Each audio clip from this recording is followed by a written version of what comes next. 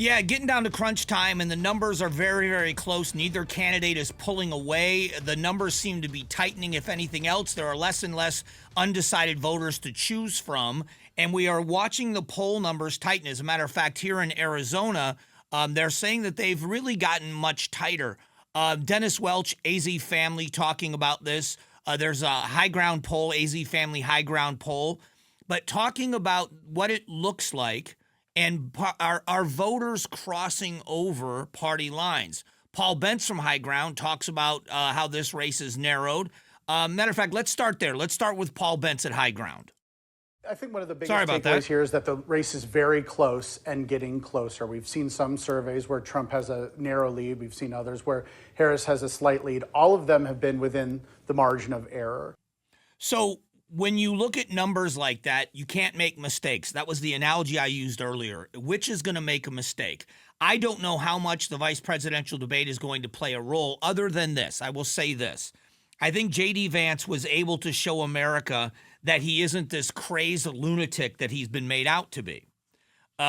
He said things that people didn't like. Well, at the same time, Walz at the debate said he's friends with school shooters. So if you're going to keep repeating a bad thing somebody says or a dumb thing somebody says, you really don't have much to go against them.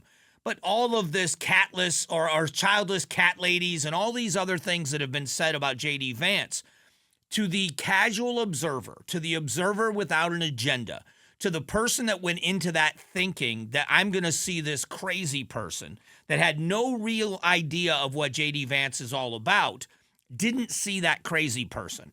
So you might be right. He might be. He might be those things in your mind, but that's not the person that showed up at that debate. So if for nothing else, I think J.D. Vance showed himself to America differently than he's been portrayed.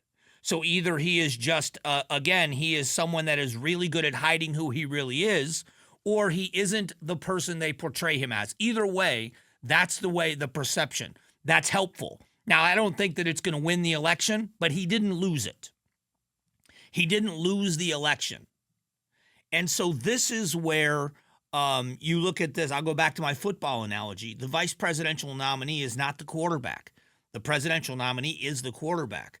So you are going to be an out-of-the-backfield blocker. You're going to be someone they're going to throw the ball to. The chances are that you are single-handedly going to direct the win of the game. That ball's not in your hands. It's in the hands of the quarterback. Drop the pass, holding penalty, fumble the ball. You have a chance to lose the game. You're not going to be the one that wins it, chances are. But you could be the person that loses it if you make a mistake.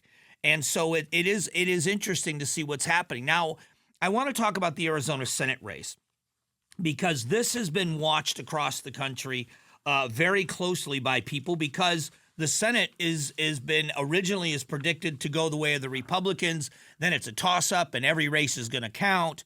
But in the Arizona Senate race, Arizona Senate candidates pushing for policies that encourage companies to offer flexible hours, remote work options, and support systems for working mothers, such as affordable child care initiatives. This is a Kari Lake policy. So she pushed out a woman-centered platform. It's part of the Kari Lake about to be released 8-point platform she calls the Mama Bear Initiative, which she shared with the Post. And so here's a quote from Kari Lake. The Mama Bear Initiative is about fierce, relentless protection of our families and giving moms the power to shape a better future for their kids. Women are the backbone of this nation, and we need leaders who understand that and fight for them.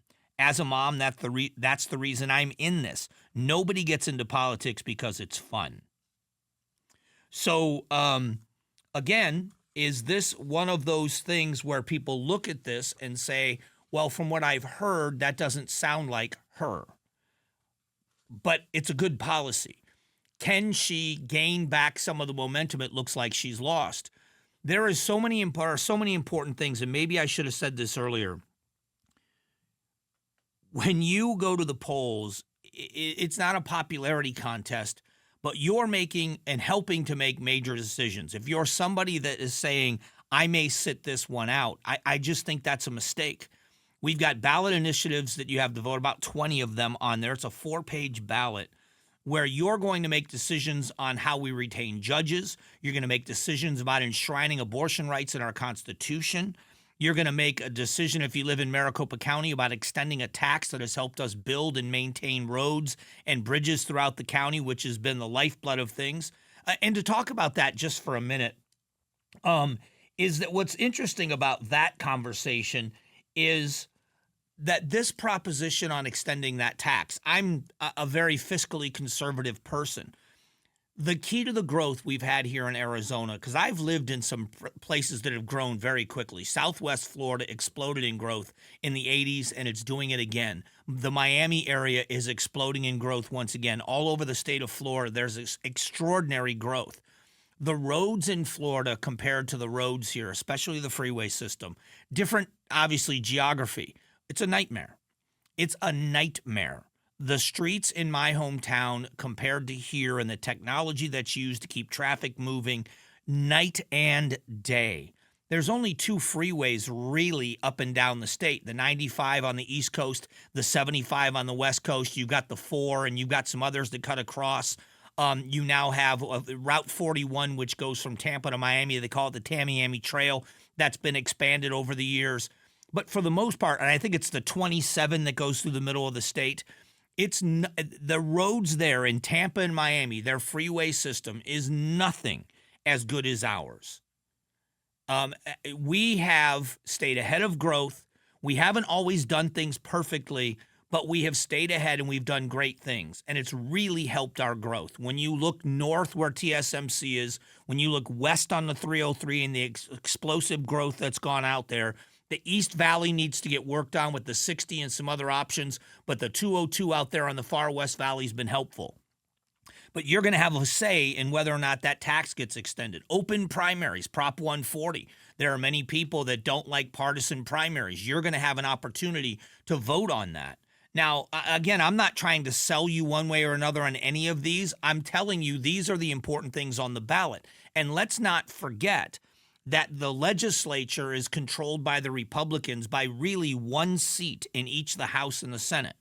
If you are a Republican voter or a right-leaning independent, you know it would be bad for you if one or both of those chambers flipped. If you're a Democrat, you are doing everything within your power to flip that legislature because you can get policies swapped over immediately with the Democrat governor that's in office right now. So this is an imperative election, and we all need to make sure we're educated and we're engaged. Thanks for watching the Mike Broomhead Show. Catch up on Amazing Arizonans, a KTAR News podcast, and click the button in the middle to subscribe.